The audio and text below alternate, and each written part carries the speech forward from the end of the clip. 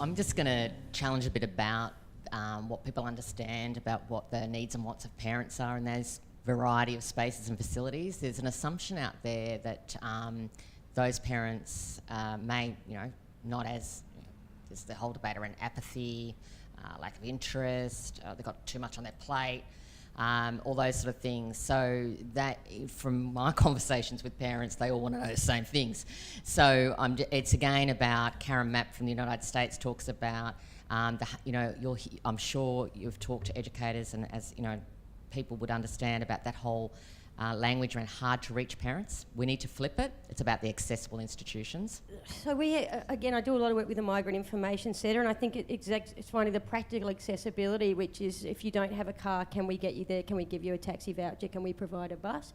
If you have kids and there's no one at home to look after them, can we give you childcare? If we're running parent care information nights at 6 o'clock, can we feed everybody so that's not so that's the practical stuff, but it's also the psychological stuff. Like, we're going to make sure that we have interpreters for you. We're going to really work hard to make sure there's just not one interpreter for the main language group. But I did a parent night a while back with 5 interpreters.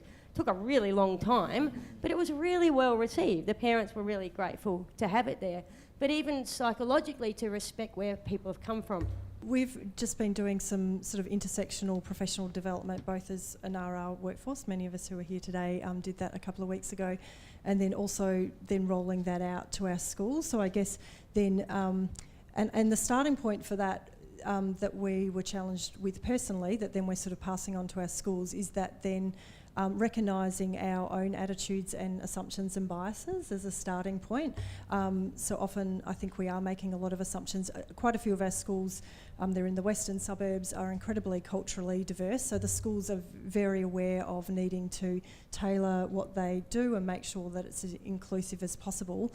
But sometimes there's also some assumptions around that as well. So I guess as a bit of a starting point, we're about to roll out our community practices with schools, then doing activities of sort of checking ourselves, I guess, first. Often we sort of other people in terms of when we talk about, whether it's culture or LGBTIQ status or that sort of thing. So I guess be mindful of that. And also because I think the learning materials that the teachers are using are fairly inclusive, but they could always be more so.